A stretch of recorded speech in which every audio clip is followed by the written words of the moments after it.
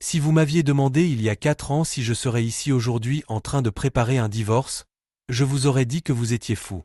Elle était ma vie, mon amour et ma meilleure amie. Elle était parfaite. Oui, elle avait un peu de tempérament, mais elle était rousse et cela allait de soi. Quoi qu'il en soit, je savais que nous étions faits l'un pour l'autre. Nous allions construire notre vie ensemble. Il y a 4 ans, j'ai prononcé ces vœux. Dans la maladie et dans la santé, pour aimer et chérir, abandonnant tous les autres, jusqu'à ce que la mort nous sépare. J'étais loin de m'en douter. Qui a dit pour la première fois, on ne répare pas les fous? Je ne sais pas. Cela fait des jours que je me creuse la tête à ce sujet, mais je n'arrive pas à m'en souvenir. Je sais juste que c'est vrai. J'étais assis avec mon avocat, Michael Carter. Il m'a dit de l'appeler Mike, mais ce n'est pas le moment. Mike est un gars avec qui on boit une bière. Votre avocat est Michael. Alors, Michael, tu n'as toujours aucune idée de la raison pour laquelle je suis dans ce gros tas de merde? Pas un seul, Matthew. Normalement, à ce stade, l'autre partie n'est que trop heureuse de se vanter et de menacer. Ils aiment penser qu'ils peuvent nous amadouer et passer à l'acte dès la première fois que nous nous asseyons. Mais pour l'instant, tout ce que je sais, c'est qu'elle nous accuse d'infidélité. C'est n'importe quoi, Michael. Je n'ai jamais trompé Sarah. Écoute, Matthew, je dois te demander. Si tu l'as trompée, que tu penses ou non qu'elle puisse avoir quelque chose sur toi, c'est maintenant qu'il faut me le dire. Je ne peux pas t'aider si je ne sais pas. Je me suis penché sur son bureau. Lis sur mes lèvres, Michael. N'ai jamais triché. D'accord, cela me suffit. Peut-être que tout cela n'est qu'un gros malentendu, et que nous pouvons tout mettre au clair. Au diable ce qui se passe. Vous avez vu les photos. Vous avez vu ce qu'elle a fait. Il n'y a pas de retour en arrière possible. Matthew, elle était désemparée. Elle a fait quelque chose de stupide. Avec de l'aide, peut-être que vous pourrez vous réconcilier. Je m'en fous. J'étais fidèle. Je me fiche de ses raisons. Après un moment de réflexion et une chance de me calmer, j'ai ajouté, je vais te dire une chose. Tu me fais divorcer et dans 1 an, 2 ou 5, je serai peut-être d'humeur plus indulgente. Tu me fais divorcer et dans 1 an ou 2 ou peut-être 5, je serai peut-être d'humeur plus indulgente. Son sourire m'a montré qu'il comprenait. Ce n'était pas son premier cas de divorce. C'est à ce moment-là que sa secrétaire frappe à la porte. Elle est entrée brièvement de son bureau extérieur et a dit, « Ils sont là. » Merci, Patricia. Faites-les entrer. Michael et moi nous sommes dirigés vers la grande table située de l'autre côté de son bureau. Il s'est brièvement tenu près de la porte et a serré la main du conseil opposé, mais j'ai suivi les ordres qu'il m'avait donnés et je suis resté silencieux. L'avocat de Sarah m'a tendu la main, mais je me suis détourné et je me suis assis. Je ne voulais rien avoir à faire avec ma future ex-femme ni avec sa vipère. Je suppose que ce n'était pas la première fois qu'il le faisait, alors sans autre forme de politesse inutile, il s'est simplement dirigé vers l'autre côté de la table, a tendu la chaise à sa cliente et s'est assis. Ils ont déposé leur plainte, et c'était donc leur réunion. L'avocat de Sarah a commencé par une platitude tout à fait inutile. Il est regrettable que nous nous retrouvions ici aujourd'hui, mais je suis sûr que Michael vous a dit, Monsieur Ross, qu'il valait mieux que nous fassions ce que nous avions à faire sans les débordements improductifs qui peuvent rendre toute cette affaire désagréable. 1 minute après le début de la réunion, j'ai déjà du mal à suivre les indications de Michael. Vient-il de dire qu'il ne voulait pas que cette réunion soit désagréable? J'étais prête à exploser, mais Michael savait lire en moi, et j'ai vu dans ses yeux qu'il me rappelait de me taire, et c'est ce que j'ai fait. C'est pour cela que je le payais. J'ai pris une grande respiration et j'ai pratiqué le peu de détachement que je pouvais générer. L'avocat de Sarah poursuit, je suis sûr que vous avez eu le temps d'examiner la demande de divorce. Je pense que ma cliente est plus que raisonnable compte tenu des circonstances. Essayait-il de m'appâter? Essayait-il de me faire réagir? Michael voit l'opportunité qui s'offre à lui et la saisit. Quelles sont les circonstances exactes, Joseph? Nous voyons des affirmations, mais pas de détails. L'avocat de Sarah était vraiment en train de m'appâter. Allons, Michael. Votre client a-t-il trompé sa femme avec tellement de femmes différentes qu'il veut savoir avec laquelle il s'est fait prendre? Si ce connard continuait à m'appâter comme ça, j'allais avoir besoin d'un bâillon et d'une ceinture de sécurité pour rester tranquille et sur ma chaise. Joseph, mon client m'assure qu'il n'a pas trompé sa femme. Si vous avez des preuves réelles qu'il l'a fait, c'est le moment de les produire. Cela faisait du bien qu'au moins mon avocat me croie. Je l'avais dit à Sarah à chaque fois que j'en avais l'occasion, ce qui n'était pas le cas depuis qu'elle m'avait mis à la porte. Très bien, Michael, mais je dois vous demander une petite faveur. Ma cliente est trop désemparée pour regarder les photos elle-même. Je considérerais comme une faveur personnelle le fait que vous ne les manipuliez pas sans précaution. Mettons-nous d'accord pour lui épargner au moins le peu de peine que nous pouvons. Sur ce, il fait passer une enveloppe scellée sur la table. Michael l'a ouvert et a examiné les photos. Quelqu'un a dû s'amuser avec son téléphone portable. Il y avait des photos de moi déjeunant avec une femme de mon âge. Nous étions assis à une table pour deux, blottis l'un contre l'autre en train de discuter. Sur plusieurs photos, je lui tenais la main, sur d'autres, je l'entourais de mon bras, sur d'autres encore, sa tête était posée sur mon épaule, et sur deux d'entre elles, j'embrassais le sommet de son crâne avant de poser ma joue sur la sienne. Je me souviens bien de cet après-midi. Nous n'avons jamais fini de déjeuner. Peu de temps après que ces photos ont été prises, nous avons traversé la rue pour nous rendre à son hôtel où nous avons passé plusieurs heures dans sa chambre. Après avoir laissé aux photographies le temps de faire leur effet, l'avocat de Sarah a repris la parole. Je reconnais qu'il n'y a pas de photo où votre cliente est prise en flagrant délit, mais je pense que nous sommes tous les deux d'accord pour dire qu'elle n'a pas passé l'après-midi dans une chambre d'hôtel à jouer aux cartes. Joseph, c'est un euphémisme. Ce n'est pas une preuve d'infidélité. C'est la preuve d'un déjeuner. Pendant qu'il parlait, j'examinais les photos et ma rage montait. J'étais prêt à tuer quelqu'un, et je ne me sentais pas très à l'aise avec l'identité de cette personne. J'ai finalement poussé Michael et j'ai chuchoté à son oreille. Il a sursauté et sa tête s'est retournée pour me regarder si rapidement que s'il n'avait pas fait un bond en arrière, il m'aurait donné un coup de tête. J'ai hoché la tête pour confirmer mes paroles et je me suis rassise.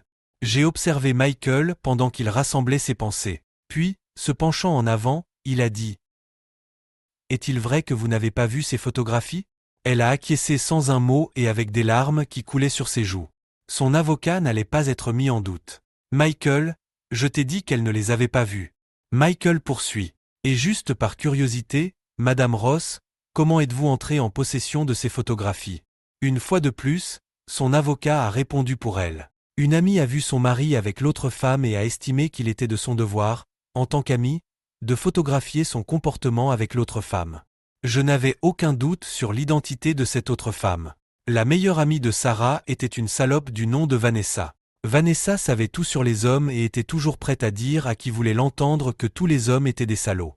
Son mari l'avait trompée 2 ans plus tôt et ses mauvaises actions avaient entaché tous les hommes dans son esprit. On pourrait penser que 4 ans de mariage et 2 ans auparavant me permettraient d'acquérir un peu de confiance, mais il semble que Sarah avait plus confiance en Vanessa qu'en moi. Michael regarde Sarah. « Madame Ross, connaissez-vous la famille de votre mari ? » Bien sûr qu'elle le fait, Michael. Où veux-tu en venir ?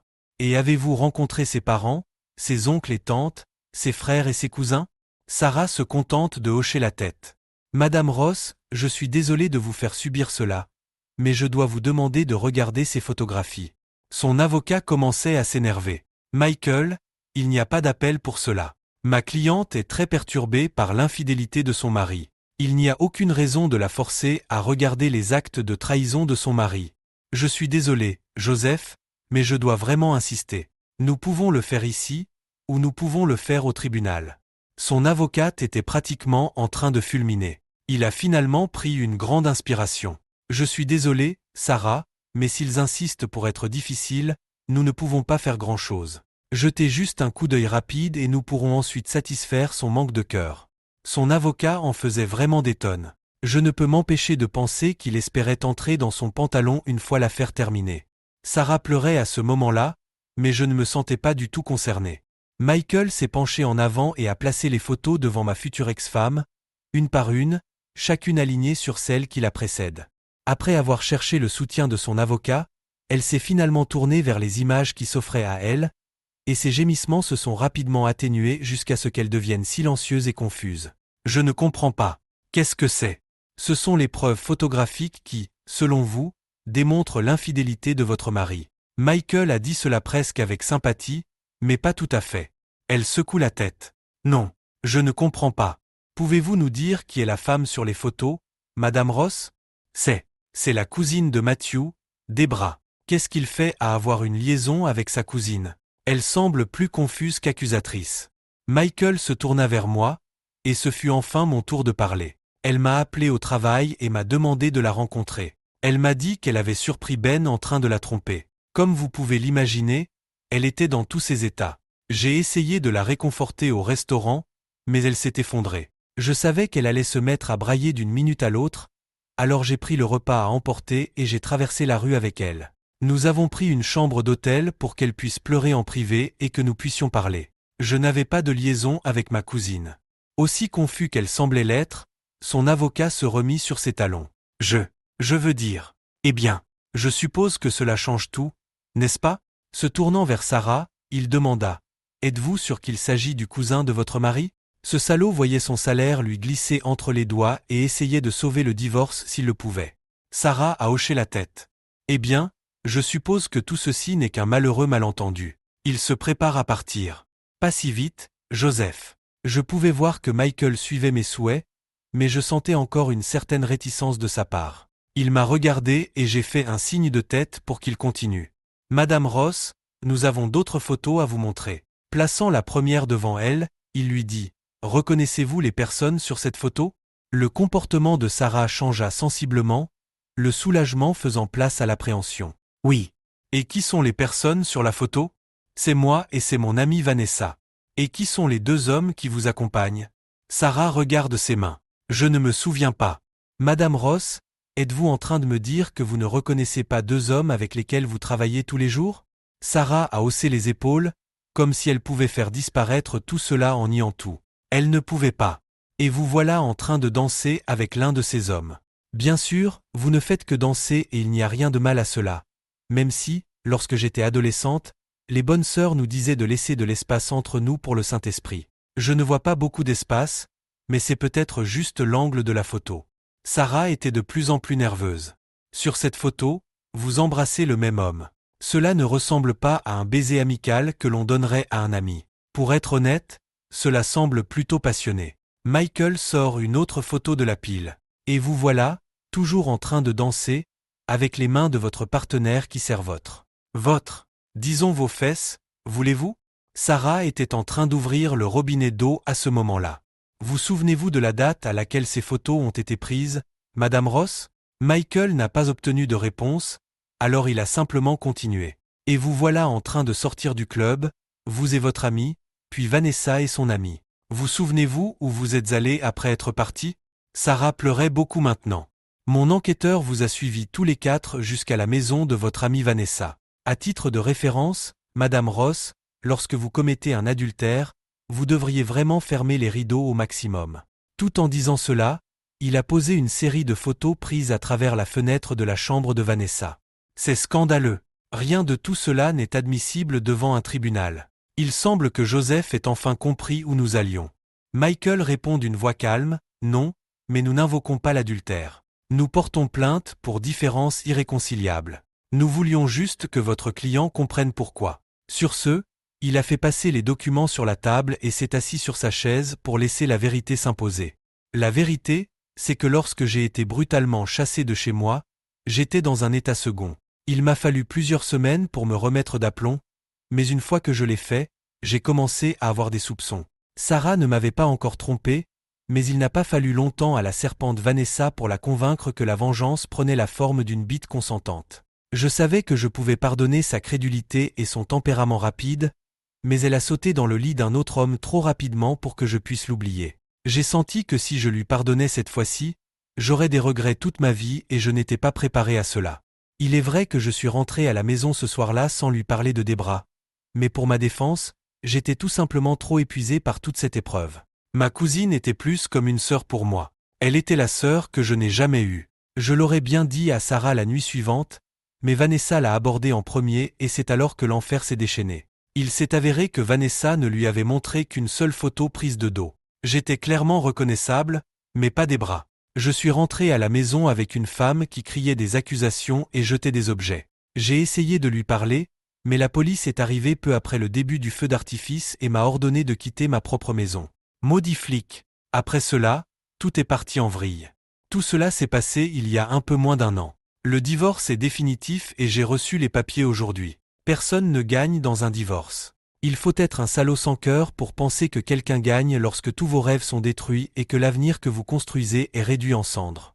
Me voici donc assise. J'avais l'habitude de fréquenter ce bar assez souvent lorsque j'étais célibataire. Il me semblait que c'était l'endroit idéal pour venir maintenant que je suis à nouveau célibataire. Je bois une bière bon marché quand j'entends une voix derrière moi dire « Tu paies un verre à une fille ?» Je connais la voix et ne me retourne pas. Mauvaise journée? Oui, c'est le pire jour. Le pire jour. Oh? J'ai fait quelque chose de stupide et j'ai perdu tout ce qui était important pour moi, la seule chose qui était importante pour moi. J'ai dû être incroyablement stupide. Je n'avais pas beaucoup de pitié. On pourrait dire que j'ai écouté une personne que je n'aurais pas dû écouter et je n'ai pas écouté la personne que j'aurais dû écouter. J'ai acquiescé en regardant toujours mon verre. Ouais, ça a l'air plutôt stupide. Je regarde le barman. La dame voudrait un vin blanc. Qui sait? Peut-être est-ce un début ou peut-être est-ce la fin. Seul le temps nous le dira. Je suppose que je me dois de le découvrir. Merci d'avoir regardé cette vidéo jusqu'au bout. Si vous l'avez appréciée, abonnez-vous à la chaîne et donnez un like à cette vidéo. À bientôt!